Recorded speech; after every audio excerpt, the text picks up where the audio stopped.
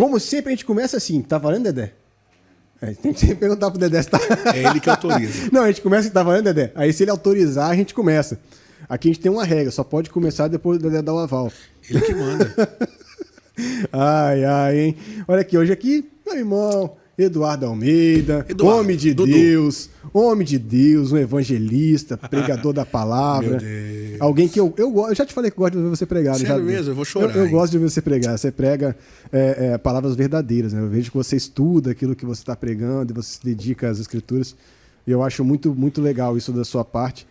A gente vê tanta gente pregando por aí qualquer coisa, que quando a gente vê alguém que está pregando alguma coisa que realmente se debruçou, estudou e deve ter ensaiado no espelho, aquela Verdade, sempre. aquela coisa toda, então a gente fala assim, não, esse aí merece estar aí no púlpito, merece estar levantando a voz e falar em nome do Senhor. A gente sabe que é uma responsabilidade muito grande. Muito grande. Eu já tive desse lado aí, é meio perigoso. Rapaz. De vez em quando você está desse lado, né? Ministrar a palavra em igreja não é uma coisa que faz parte da minha rotina. Uhum. Não é algo que para mim é algo comum ou que... Não comum no sentido de banal, mas comum no sentido de rotineiro. Uhum. Não é algo que é rotineiro para mim. Já foi mais, hoje é menos, mas a gente entende que estar aí nessa posição de ministro do evangelho, nesse sentido de ministrar a palavra aos cristãos, de compartilhar princípios bíblicos e valores cristãos a pessoas, é uma responsabilidade muito grande porque eles enxergam a gente de uma forma bem diferente. E eu parei por nada. Eu parei porque simplesmente a gente a vida vai nos guiando para outros caminhos e isso daí é papo para um outro podcast. Então quer dizer que temos outro podcast. Teremos outro podcast. Mas hoje nós vamos falar aqui sobre medo. Medo.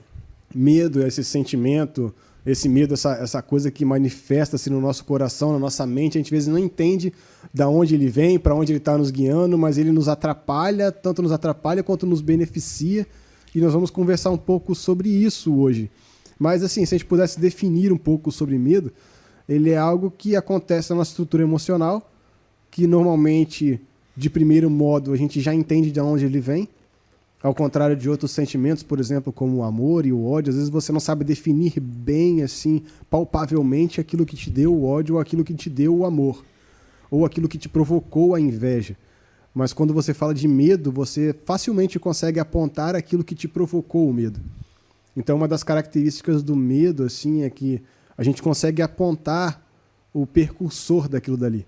E isso pra gente é muito interessante, porque quando você consegue descobrir o percursor, você consegue descobrir como você se posiciona diante daquilo. O medo, ele é uma ferramenta nossa, né, para poder nos privar de fazer besteira. Porque, na verdade, se a gente for olhar no aspecto evolucional dos homens, no sentido de você sair de uma época das cavernas, onde a gente era extrativista e vir agora até um momento de homem pensante, onde a gente tem as suas próprias casas, nossas coisas, a gente sai daquele momento lá, o medo anteriormente era o medo do jacaré, porque o jacaré vai me pegar, meu irmão. Se o jacaré me pegar, ele é mais forte do que eu, então quando eu vejo eu tenho medo, eu corro. Então é um medo instintivo para nos livrar de algo que pode nos fazer um mal físico.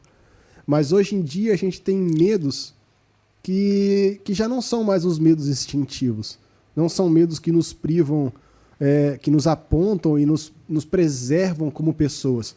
Mas são medos que, filosoficamente falando, são medos que são apenas besteiras, bobeiras, ou que para quem olha pode ser uma bobeira e para quem sente pode ser algo muito importante.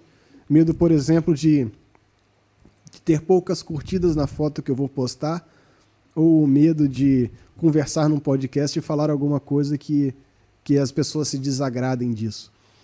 Então, a respeito disso, eu quero conversar com você tanto desse medo na essência bruta, onde ele é positivo, quanto esse medo nessa essência de um mindset que precisa ser trocado para conseguir evoluir, conseguir melhorar a nossa forma de relacionamento, tanto esses medos simples e bobos que às vezes nos travam de fazer coisas que podem nos levar a lugares novos.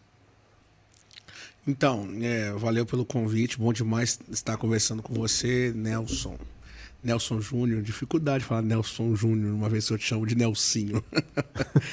Mas, meu irmão, o medo, ele ele é um sentimento,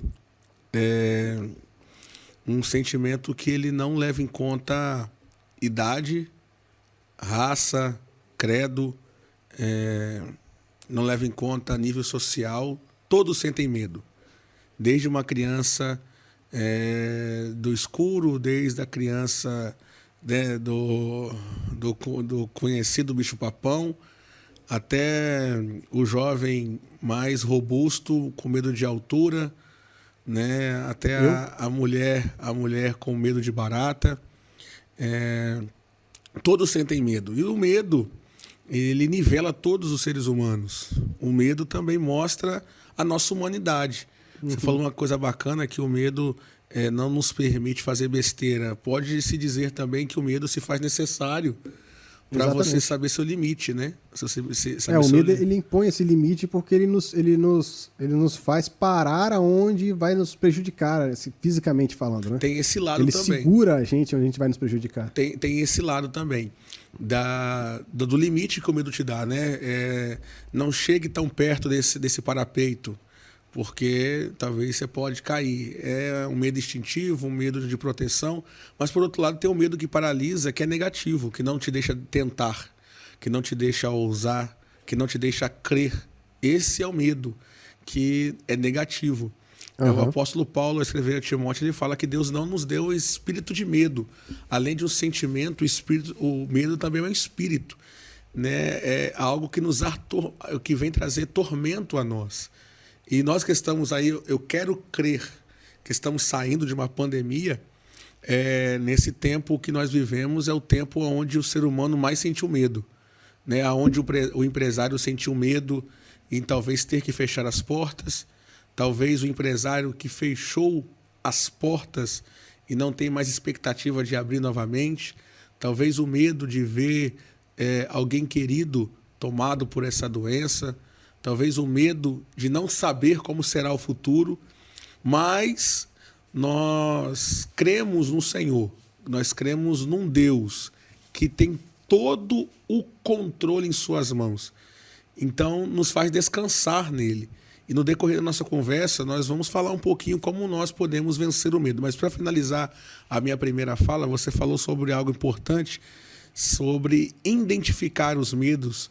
É muito importante. Eu que estou fazendo agora um curso, né, que eu tenho visto como um divisor de águas e não levo como vetor que conduz a minha vida, mas como um autoconhecimento.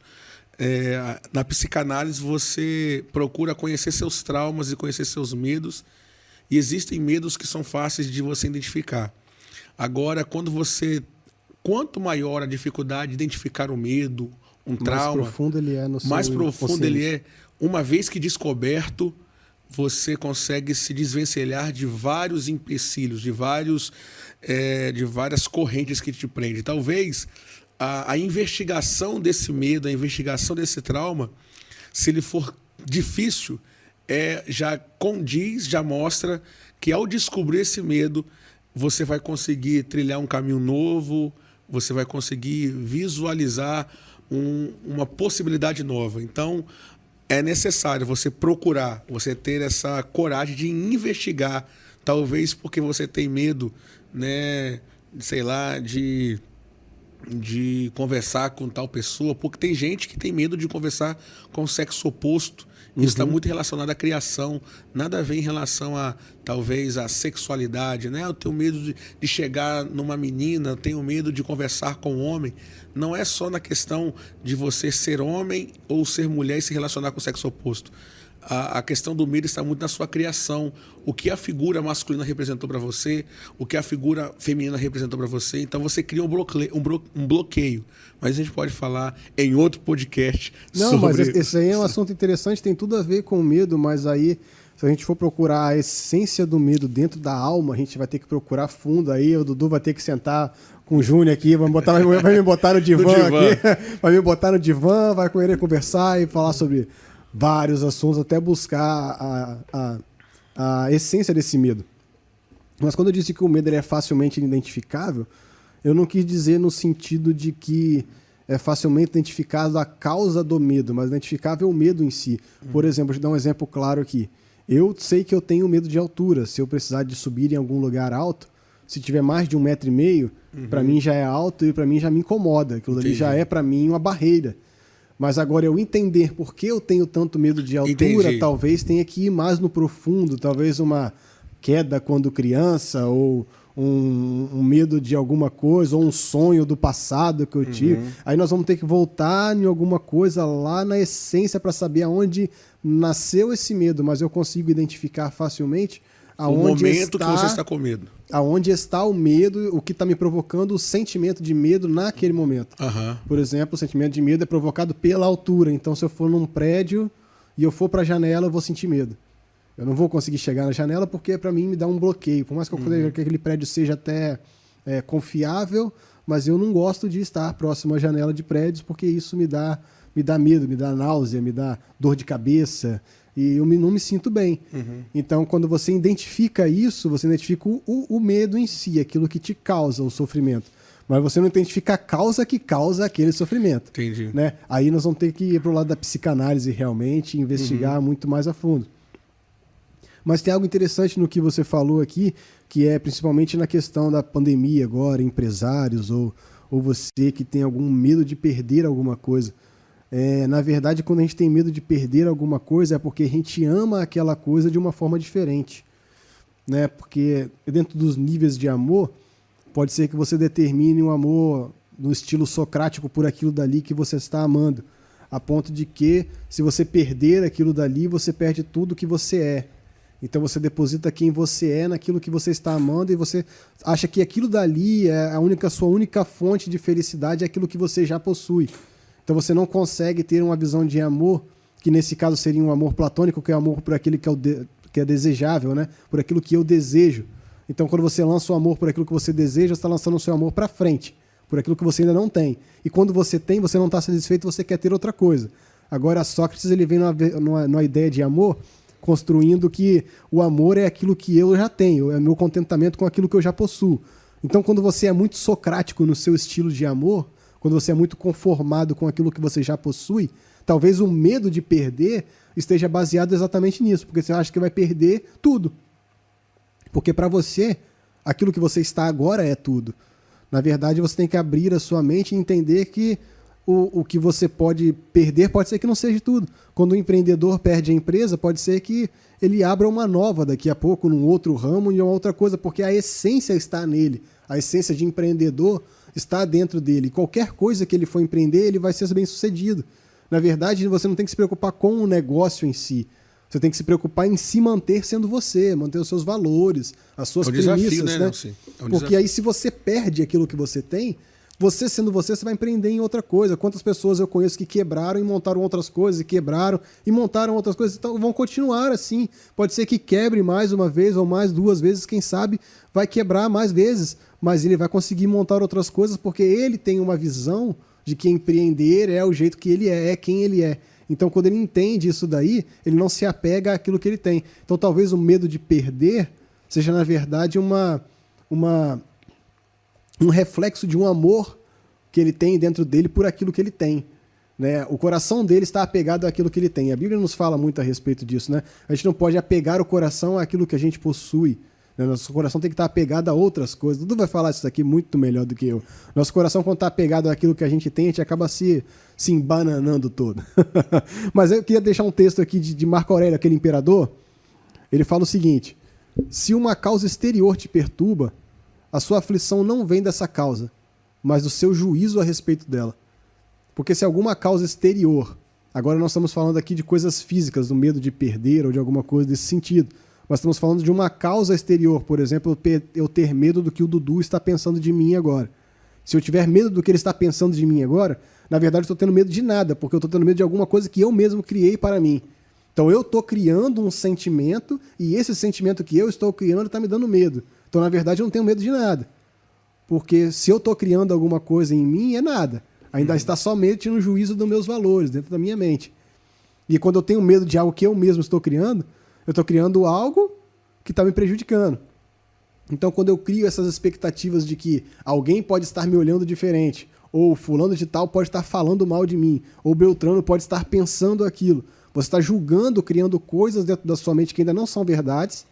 Pode ser que você esteja acertando. Pode ser que tudo esteja pensando mal de mim agora. Mas pode ser que não também. Então é algo que está dentro de mim, que eu estou pensando isso e já estou tendo medo de algo que eu estou criando, de uma realidade que eu estou criando. Então quando a pessoa começa a ter medo nesse sentido, de algo que é criado por ele mesmo, aí começa a me provocar mais medo. Aí começa a me provocar mais medo. Porque esse tipo de medo é um medo que te priva de fazer todas as coisas. Porque você sempre vai criar alguma coisa na sua mente que vai te dar medo. E você vai criar as suas próprias barreiras. É como se as barreiras da vida já não fossem tão suficientes que você tem que criar as suas próprias, né? Eu estou tentando buscar aqui no meu HD, mas eu vou tentar simplificar. Não vou conseguir falar a fonte ou endereço. Mais uma vez eu li que você ama, o seu objeto de amor é aquilo que te conquistou. Não sei se eu vou estar falando de forma fidedigna, mas aquilo que você ama um dia te conquistou, te chamou a atenção. Quando você ama o seu trabalho, é porque você se sente realizado, aquela atividade, né, te conquistou, te traz alegria, satisfação. Se você ama alguém, né, porque esse alguém te conquistou, esse alguém te chama a sua atenção. E quando você perde algo que ama, você perde uma parte de você, alguém ou alguma coisa que faz diferença, né? Um objeto que seja um violão, tudo aquilo que você tem um tipo de valor. Nós já sabemos muito bem a diferença entre valor e preço, e tudo na nossa vida tem um valor, né?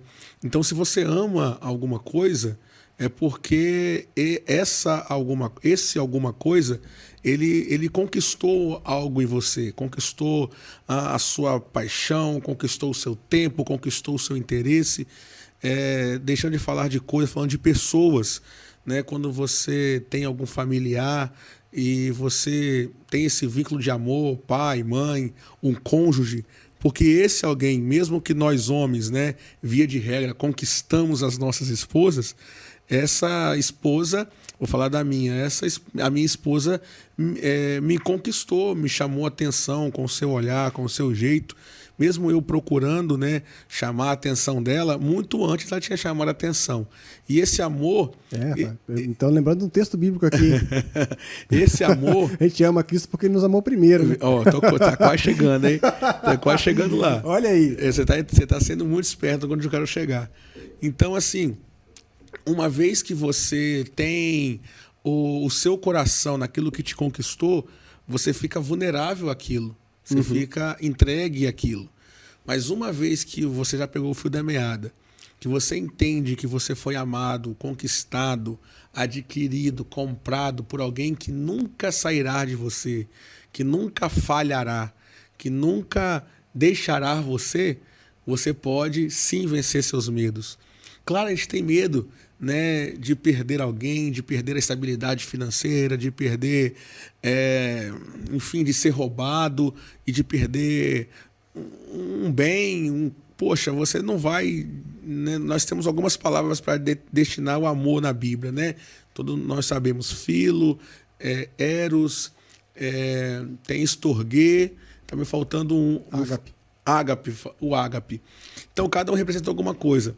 Agora, o filéu, né, que talvez seja amor a si mesmo, amor à sua profissão, né, esse amor que você pode muito bem adquirir e administrar com sabedoria.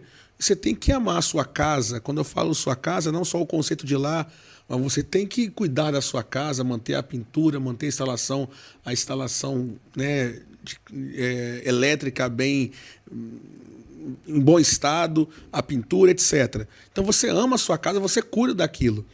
E quando você tem lá o seu bem, o seu carro, você percebe que isso foi tirado de você, né? Você fica triste, você fica chateado. E você tem medo de perder sua casa, você tem medo de perder o seu carro, você tem medo de perder o seu emprego, porque isso te conquistou de alguma forma. Onde eu quero chegar? É que nós estamos nesse mundo... deixando ser conquistados, deixando sermos mais abraçados, vamos dizer assim, pelas coisas que são perecíveis. e deixamos de lembrar ou de focar no Deus que nos conquistou, no Deus que nos criou, aquele que cuida de nós dos mínimos detalhes. E se nós sabemos que esse Deus, ele garante, ele reafirma todo dia que nós o pertencemos, nós poderemos dizer que o verdadeiro amor, não falso, não xing-ling, não parecido, mas o verdadeiro amor lança fora todo medo. E Mateus, quando vai escrever, ele fala assim: onde está o seu tesouro? Aonde está aquilo que tem valor? Aonde está aquilo que você quer proteger? Onde está aquilo que você esconde, não conta para ninguém? Ali está o seu coração. E muitas pessoas colocam o seu coração em coisas tão falíveis que são dominadas pelo medo. Né? Se você coloca o seu coração, a sua vida, no seu casamento, se aquilo tudo é de maior valor, você não vai viver. Você vai viver em prol daquele relacionamento. Se você coloca o seu coração no seu trabalho, se você ama de forma total o seu trabalho, você vai ser escravo do seu trabalho.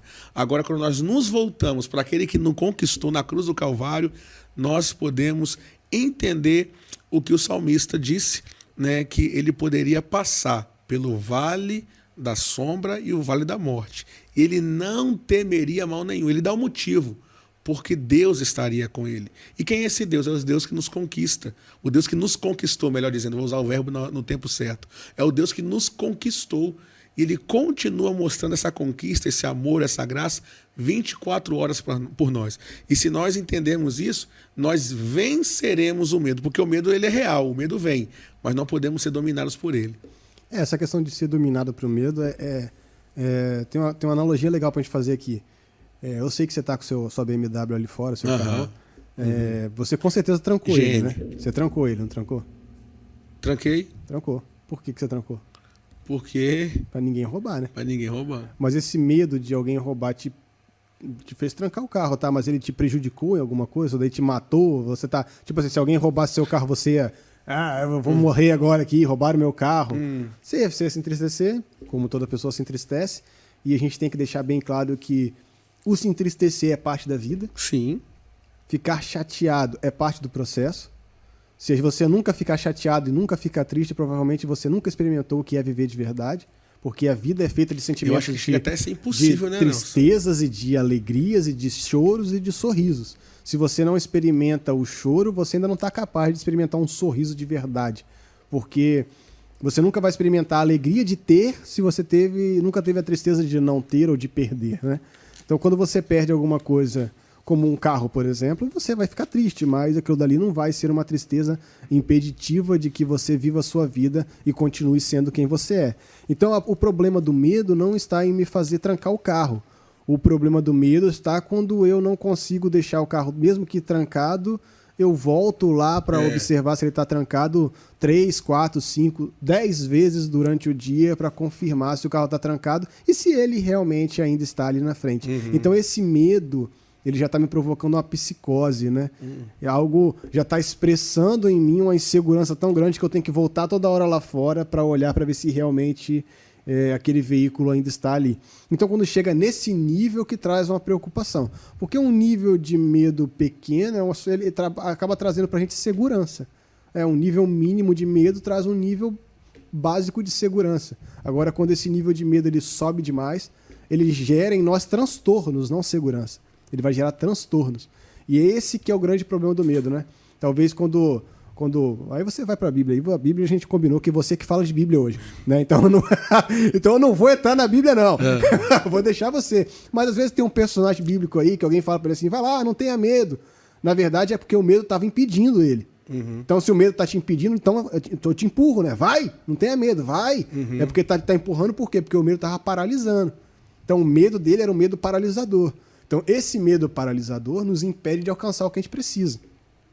Enquanto o medo simples e direto, aquele medo que nos faz ter um cuidado, eu tenho medo de deixar meu celular cair, então eu seguro ele com uma certa dose de força para que ele não caia quando eu jogar a mão aqui para o lado. Então, se eu segurar ele despretensiosamente, ele vai cair. Então, o medo de não deixar para não deixá-lo cair é um medo, e eu seguro ele de uma forma mais segura para que eu não deixe cair. Então, esses medos que são tradicionais, esses medos mais simples, esses medos que não nos impedem de fazer as coisas, esses medos que nos trazem segurança, são medos positivos. Mas existem os medos negativos, e talvez esses medos sejam os principais medos que a Bíblia, né, e você sabe melhor do que eu disso, que a Bíblia vai nos incentivar a romper com eles. Porque a Bíblia não te incentiva a fazer as coisas sem segurança. Ao contrário, a Bíblia te incentiva a ser seguro. Até na história lá da casa na rocha, ela te incentiva a fazer a casa no lugar certo. Que é firmar a sua casa em Cristo e tal. Mas ali tem uma grande analogia. Tem analogia também quando a Bíblia fala a respeito... mas eu vou entrar na Bíblia já, gente. Mas a Bíblia é a sua parte. Entra. Mas quando Jesus fala lá a respeito do planejamento, do homem que começou a lançar a fundação e está lançando a fundação de qualquer jeito e não sabe se vai ter dinheiro para terminar ou não, vai fazer vergonha nele mesmo. Aquilo dali é um planejamento, aquilo dali é uma segurança. Para não fazer de qualquer jeito. Não é que a pessoa esteja com medo de fazer, mas não faça de qualquer maneira. Então tenha segurança naquilo que você está fazendo. Ou você fala assim, não, eu não tenho medo. E sair por aí correndo no meio de um tiroteio, isso não vai te fazer mais forte ou melhor do que... não vai te fazer super-homem. Isso daí vai te fazer apenas um imbecil que quase morreu. É igual eu estava vendo um missionário que eu acompanho muito, Chileno Vergara. Não sei se você conhece Chileno Vergara. Ele faz missões no Paquistão. Ah, sim. Ele faz missões no Paquistão. Eu acho muito interessante ele falando que a forma dele de fazer missões é o seguinte, ele falou assim, a maior missão que Deus me deu aqui foi me manter vivo. Depois que eu me manter vivo, aí eu vou começar a falar dele. Mas a primeira coisa que eu tenho que pensar é me manter vivo. Quanto mais tempo eu ficar vivo, mais tempo Jesus vai ser bradado, vai ser falado aqui nesse lugar. Então ele falando de algumas estratégias que ele usa, por exemplo, de não evangelizar perto da casa onde ele mora.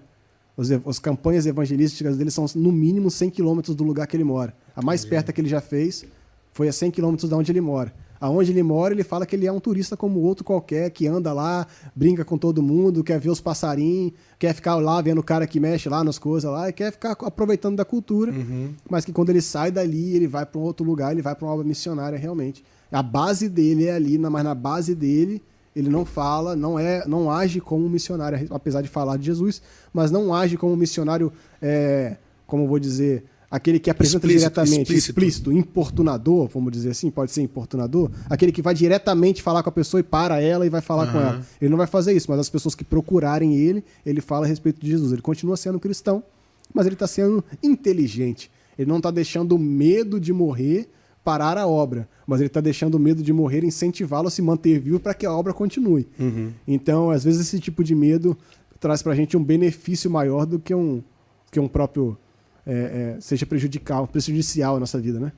Eu vejo também, né, você falando aí sobre medos menores, a gente pode falar sobre cuidado, né? Você falou sobre o celular, o cair, você tem um cuidado. A partir do momento que esse cuidado ele se torna excessivo e te atrapalha em outras tarefas, né, esse medo, aí se torna um medo que pode te atrapalhar avançar, que pode te atrapalhar estar entre família, estar desenvolvendo alguma atividade. Existem medos, né, que o propósito dele é mostrar que de fato você precisa de alguém mais forte que você. É muito bacana quando, às vezes, bacana entre aspas, né? Às vezes a paciência às vezes não ajuda. Por exemplo, você com a sua esposa em casa e ela está com medo de barata. Você mata uma, duas, meu bem, tá bom, estou aqui. Aí você mostra como que você é importante para trazer segurança. Mas tem hora que você cansa, meu Deus do céu, toda hora ela podia vencer, né? Algo para você é tão tranquilo. Então mostra, a sua esposa percebe que ela tem alguém mais forte que ela, alguém mais preparado que ela, que se ela chamar o esposo, né, o esposo vai proteger, o esposo vai resolver o problema. Então quem tem medo precisa de alguém mais forte. Quem tem medo precisa de alguém mais preparado. Quem tem medo precisa de alguém que venha solucionar esse empecilho, esse medo. O problema hoje, Nelson, é que as pessoas têm acumulado medo. E não só acumular medo, né, porque como nós falamos sobre a pandemia, o homem já sentia medo de muitas coisas, da solidão, né? Sentia medo de não ser aprovado por alguém, ser aceito por alguém. E com o acúmulo de medo também veio o crescimento Da ansiedade. da ansiedade e da procura por alguém ou alguma coisa que lhe represente a vitória sobre esse medo. Vamos colocar a vitória sobre a barata, a vitória sobre isso que te incomoda.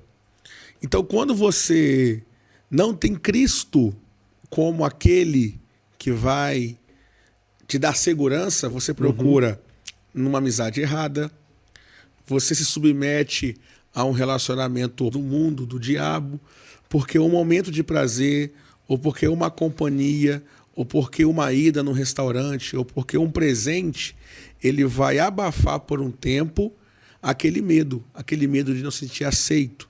Tem gente, nós podemos falar sobre isso, tem gente que sofre por causa de um relacionamento opressor, e eu não digo isso só em relação às mulheres, mas homens também, porque foram rejeitados, né, pela figura paterna ou figura materna, foram rejeitados, e por não querer ser rejeitado, ele se submete, né, a um relacionamento que lhe traz mais prejuízo do que benefício. Mas por quê? Porque ele não quer sentir o mesmo medo. Vou te dar um exemplo muito claro.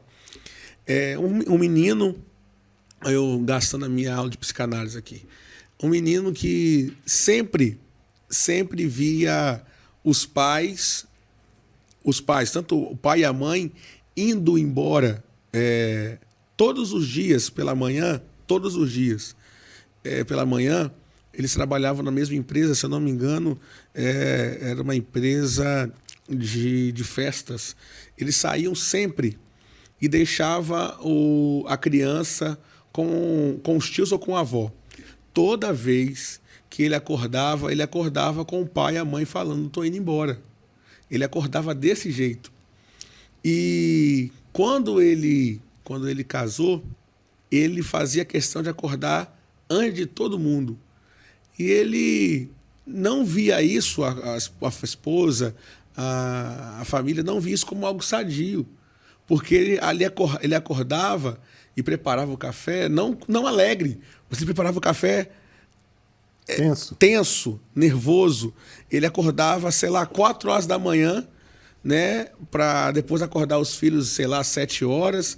Ele fazia questão de acordar sempre antes de todo mundo e não acordava feliz, né? Um dos motivos dessa esposa procurar ajuda, porque via que o esposo acordava pela manhã e acordava tenso. Ele ia ver se alguém fosse no banheiro, ele queria comprovar que esse alguém que foi no banheiro, seja o filho, seja a esposa, só estava indo no banheiro, não estava acordando, entendeu? Iria no banheiro e ia voltar para a cama de novo. Por quê? Porque ele sempre via os pais acordando primeiro para deixar ele sozinho. Então a figura de pai, de mãe, era aquela figura que ia embora cedo antes dele acordar. Então ele tinha o medo de um dia dormir, olha que coisa interessante, de dormir demais e alguém acordar cedo e ir embora para trabalhar e nunca mais voltar, ou mesmo que ele soubesse que iria voltar, a sensação de ser deixado, a sensação de ser o segundo, terceiro, quarto ao sair de casa, para ele era péssima. Então ele tinha um medo que atrapalhava outras funções. Então, assim, quando nós somos tomados pelo medo, quando nós somos tomados por um trauma como esse, nós precisamos descobrir e ressignificar esse medo. E por isso que ele procurava acordar cedo, não era para trazer um café, não era para preparar a casa, enfim, para a família acordar e tudo estar preparado. Não, ele era escravo daquele sentimento de medo de ser deixado como seu pai e sua mãe deixavam por causa do trabalho. Uhum. Agora, ele fazia isso para quê? Para aplacar esse medo, para abafar essa sensação que trazia angústia. E todas as pessoas que sentem medo e não sabem por quê, eles procuram subterfúgio. E ao não tratar, eles procuram como se fosse paliativo. Aí qual é a solução para isso? Uma vez que você identificou o seu medo, você entender que sozinho você não consegue avançar, você não consegue... Eu digo com toda tranquilidade, todos os tratamentos que procuram solucionar medos e traumas, que não apresentam Cristo como solução, que não apresentam o Senhor como solução, ele pode voltar. O efeito bumerangue, ele vai, mas ele volta, porque se cria uma lacuna. E nós sabemos, né? E nós cremos nisso, não temos por que temer, não temos por que ficar preocupados em relação à nossa fé. Nós entendemos que só Cristo, que só Deus, ele preenche o vazio deixado por qualquer pessoa, ele consegue trazer cura ao trauma feito, oriundo por qualquer situação, qualquer evento e qualquer que seja a possibilidade de alguém estar ferido, de, sei lá, porque alguma coisa aconteceu, porque alguém falou alguma coisa, porque ele viu alguma coisa. Então, que nós possamos ter essa preocupação de tentar identificar o medo e tratar esse medo, não trazer paliativo, não procurar as drogas, não procurar um relacionamento, não procurar comprar de forma compulsiva uma roupa, de comprar de forma compulsiva comida, doce e lanche, mas procurar encontrar esse trauma, procurar encontrar esse medo e buscar no Senhor a cura, o tratamento. Preenchimento, né? Isso aí. E a questão do medo é uma questão que provoca o que a gente tem mais visto na sociedade atualmente, que é a questão da ansiedade, né? Uhum. A ansiedade é uma derivativa do medo. Porque você tem medo de alguma coisa e aquele medo te deixa ansioso. A ansiedade é o excesso, né, do futuro, né? E esse excesso de futuro é um medo. Uhum. Você tem um medo de algo que você não conhece. O medo daquilo que você não sabe. Do inesperado, do improvável ou do provável. Uhum. E por mais que seja algo... Porque o medo, a gente fala assim, não, a gente tem a mania de achar que o medo é somente algo que a gente consegue palpar também, assim, né? Igual eu comecei abrindo aqui, falando a respeito de um medo de ter a facilidade de ser palpável, mas ele também pode ser um medo apenas criado dentro da sua própria mente, como eu também falei aqui anteriormente. Então, esses medos criados na mente, quando eles se deslocam para um medo futuro, para uma tratativa futura, ele me provoca ansiedade.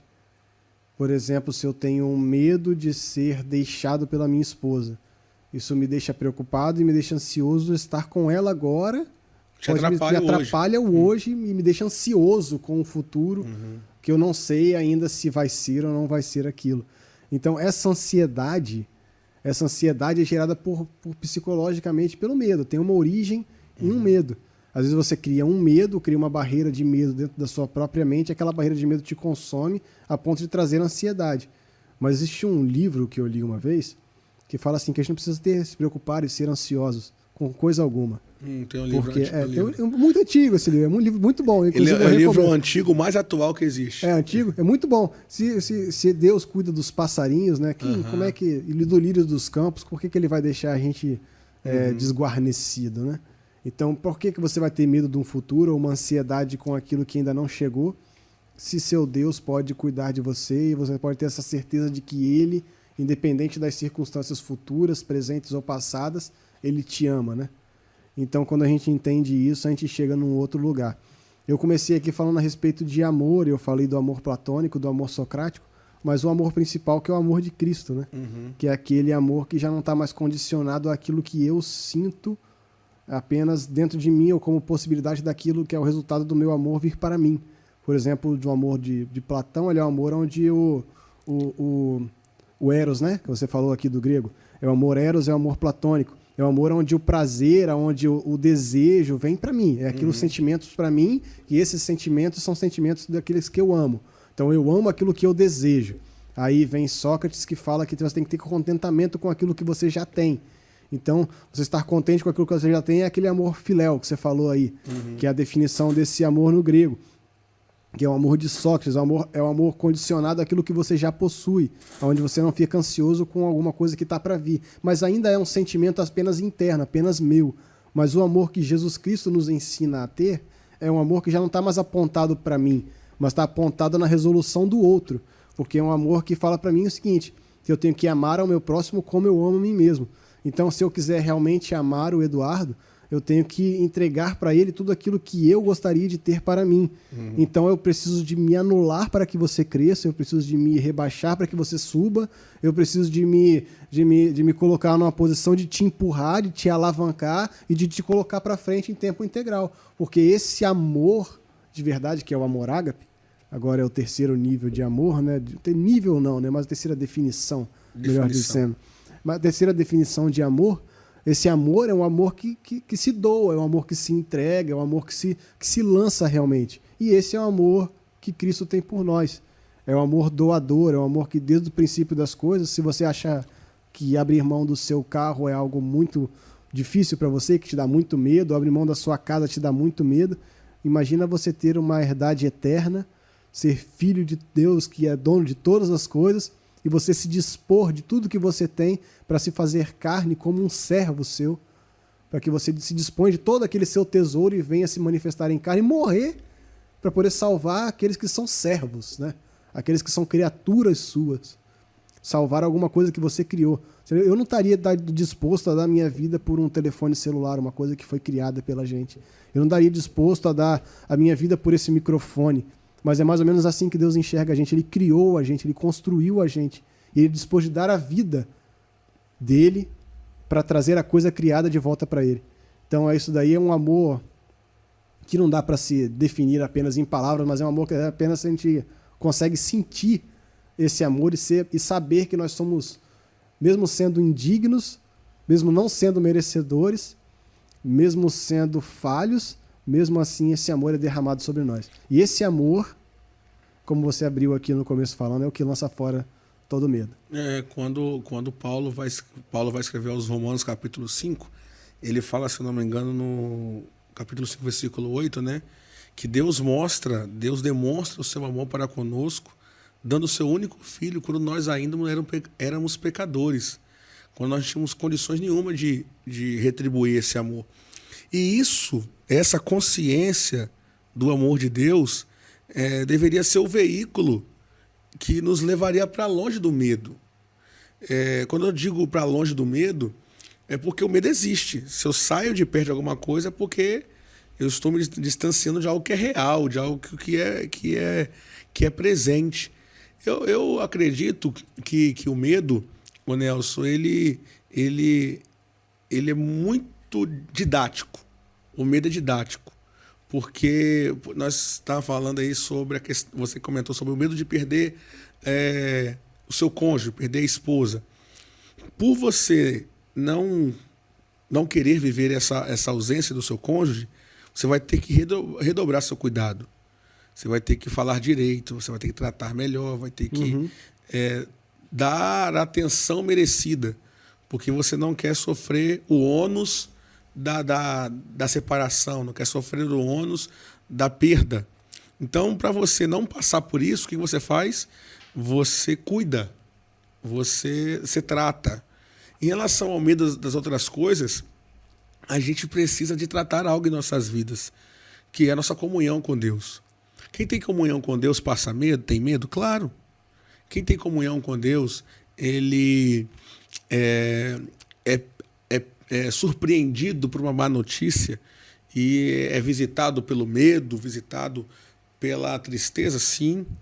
Mas uma vez que eu me relaciono com Deus, eu não sou dominado por esse medo. Esse medo não me escraviza.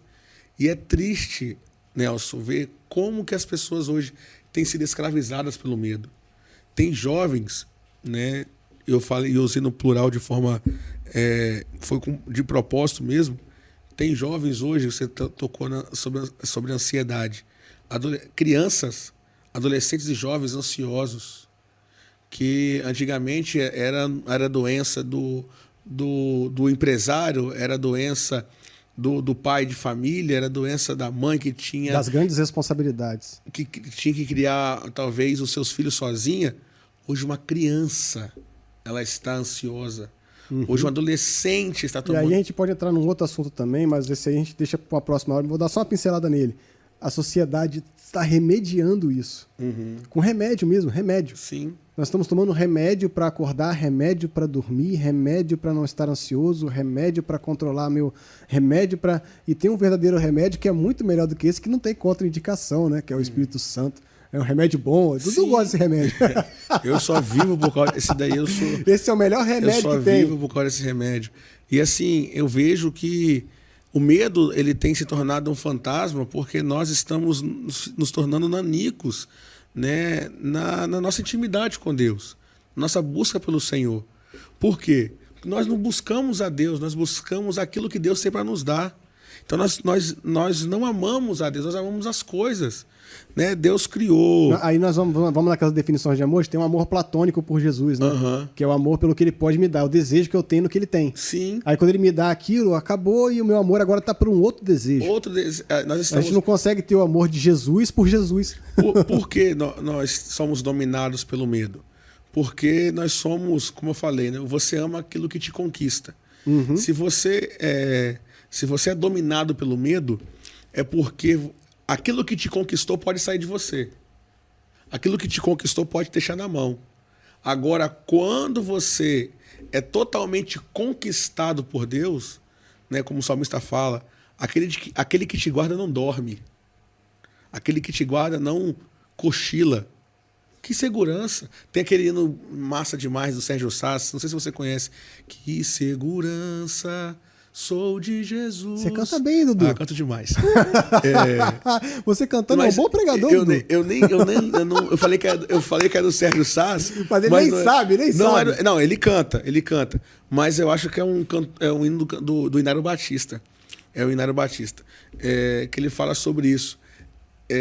Sobre a segurança de ser de Jesus. Dudu, o papo tá muito bom, vou contar uma história rapidinho, depois eu te passar a palavra de novo para você fechar. Senão a gente vai ficar conversando aqui sobre medo e sobre o amor de Jesus até amanhã, porque a gente tem papo. E é um tema muito bom. Deixa eu contar uma história rápida e você volta a palavra para você e você finaliza. Sim. Beleza? Vou contar uma história que aconteceu comigo no meu serviço recentemente. Eu cheguei para trabalhar e eu percebi, eu já tinha constatado há um ou 2 dias atrás, que eu não estava achando minha carteira, não estou achando minha carteira.